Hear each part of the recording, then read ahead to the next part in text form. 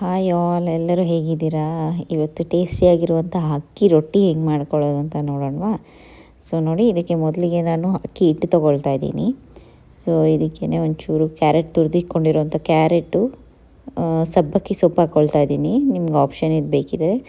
ಆಮೇಲೆ ಹಸಿಮೆಣ್ಸಿನ್ಕಾಯಿ ಹಾಕ್ಕೊಳ್ತಾ ಇದ್ದೀನಿ. ಈರುಳ್ಳಿ ಸಣ್ಣಗೆ ಕಟ್ ಮಾಡ್ಕೊಂಡಿರೋಂಥ ಈರುಳ್ಳಿ ಹಾಕ್ಕೊಂಡು ನೀಟಾಗಿ ಇದನ್ನ ಮಿಕ್ಸ್ ಮಾಡ್ಕೊಳ್ತಾ ಇದ್ದೀನಿ. ಒಂಚೂರು ಉಪ್ಪು ಹಾಕ್ಕೊಂಡು, ನಿಮಗೆ ಬೇಕಿದ್ರೆ ಇದ್ರ ಜೊತೆಗೆ ಒಂಚೂರು ಮಿಕ್ಕಿರೋ ಅನ್ನ ಇದ್ದರೆ ಅನ್ನನೂ ಹಾಕ್ಕೋಬೋದು. ನಾನಿಲ್ಲೇನೂ ಹಾಕ್ಕೊಳ್ತಿಲ್ಲ, ಹಂಗೆ ಮಾಡ್ಕೊಳ್ತಾ ಇದ್ದೀನಿ. ಒಂಚೂರು ನೀರು ಹಾಕ್ಕೊಂಡು ನೋಡಿ ನೀಟಾಗಿ ಇಸ್ಕೊಂಡು ಇವಾಗ ಇದನ್ನ ಮಾಡ್ಕೊಳ್ತಾ ಇದ್ದೀನಿ. ಫಸ್ಟು ಪಾಕ ತಗೊಂಡು ಮಾಡೋದೂ ಒಂದು ಪ್ರೊಸೀಜರ್ ಇದೆ, ಅದನ್ನ ನೆಕ್ಸ್ಟ್ ವೀಡಿಯೋನಲ್ಲಿ ತೋರಿಸ್ತೀನಿ ನಾನು. ಸೊ ಈ ರೀತಿಯೂ ನೀವು ಮಾಡ್ಕೋಬೋದು, ಬೇಗ ಹೋಗುತ್ತೆ ಎಲ್ಲ ರೆಡಿ ಇದ್ದರೆ ಐಟಮ್ಸು. ನೋಡಿ ಇವಾಗ ಇದನ್ನ ಹಿಡ್ಕೊಂಡ್ರೆ ನಿಮಗೆ ಅದು ಹಿಟ್ಟಿನ ಅದಕ್ಕೆ ಬರಬೇಕು. ಸೊ ಹಂಗಿದ್ರೆ ಅದು ರೆಡಿ ಇರುತ್ತೆ ಅಂತ ಅರ್ಥ. ಇವಾಗ ನೋಡಿ ಇದು ರೆಡಿ ಇದೆ. ಸೊ ನಾವು ಇದನ್ನ ಇವಾಗ ಹೆಂಚು ಮೇಲೆ ಹಾಕ್ಕೊಂಡೆ ನಾನು ತಟ್ಕೊಳ್ತಾ ಇದ್ದೀನಿ. ನೋಡಿ ಹೆಂಚು ಮೇಲೆ ಹಾಕ್ಕೊಂಡು ನೀಟಾಗಿ ನೀರು ಹಾಕ್ಕೊಂಡು ತಟ್ಕೊಳ್ತಾ ಇದ್ದೀನಿ.